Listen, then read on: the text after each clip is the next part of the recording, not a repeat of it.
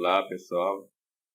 Então, dando sequência às nossas atividades, né? A gente teve a oportunidade de apresentar o plano de ensino e agora a gente vai, então, trabalhar a unidade 1. A unidade 1 a gente vai ter como conteúdo a origem e a evolução da Terra e do Universo e o interior. Portanto, nós teremos essa unidade dividida em duas subdivisões, né? A origem e a evolução do Universo e o interior. No que tange a origem e a evolução do Universo, nós temos atualmente duas grandes teorias que tentam trazer luzes, né, sobre a origem de tudo que existe.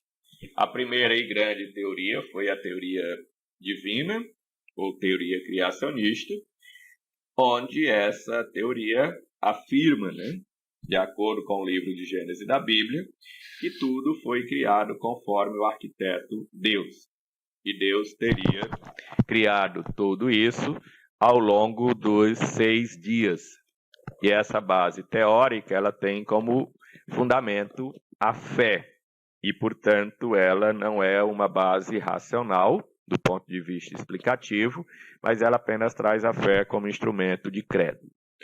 A partir do surgimento e evolução da ciência moderna, nós temos a elaboração da chamada teoria do Big Bang, que trabalha com a ideia evolucionista. Então, de acordo com a teoria do Big Bang, nós tivemos aí uma grande explosão, há mais ou menos 15 bilhões de anos atrás, e dessa explosão nós tivemos os processos de formação de vários elementos dentro do universo, e entre eles a Terra, pelo processo de resfriamento.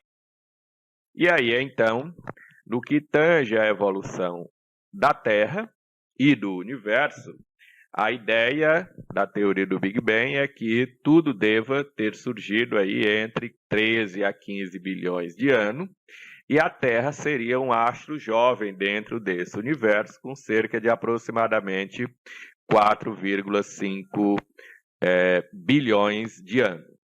E aí, então, se nós observarmos a figura aqui ao lado, nós vamos perceber que houve um processo evolutivo, de modo que hoje nós temos a Terra constituída com os nossos elementos, né? Especialmente continentes e oceanos, e a gente vai ver depois como que outros elementos que compõem ou que estão presentes nessa Terra também foram sendo formados ou surgidos de acordo com a teoria do Big Bang.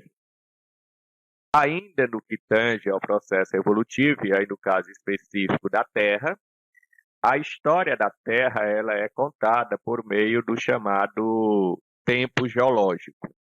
Esse tempo geológico corresponde ao tempo de transformações da natureza, ou seja, o tempo em que foram se formando a base sólida do planeta Terra.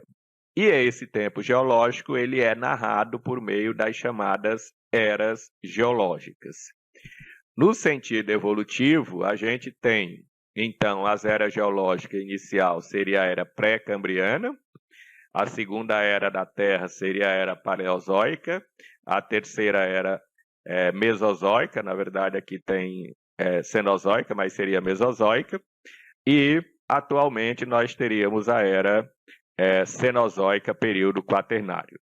E aí, então, no que tange a formação do relevo, na era pré-cambriana nós tivemos formação dos planaltos cristalinos, que seriam as áreas constituídas de maciços antigos ou estruturas geológicas cristalinas.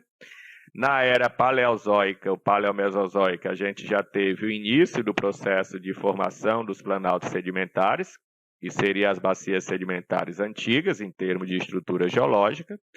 Na era mesozoica, nós tivemos a continuidade do processo de sedimentação, dando origem às planícies, que seriam as bacias sedimentares recentes.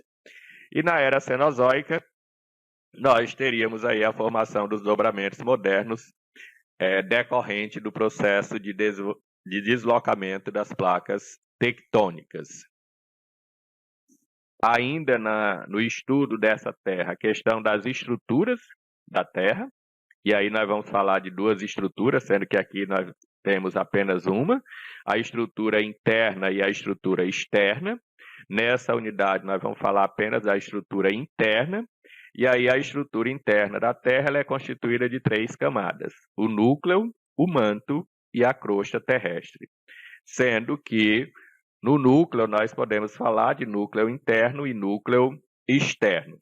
Essas camadas elas vão se diferenciar não apenas pela composição mineralógica, mas também pelas condições térmicas, de modo que a temperatura diminui do núcleo em direção à crosta.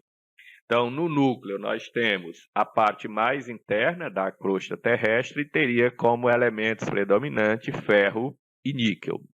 No manto, nós temos uma camada intermediária, onde o material já está muito mais no estado pastoso, e os minerais predominantes são o ferro e o magnésio.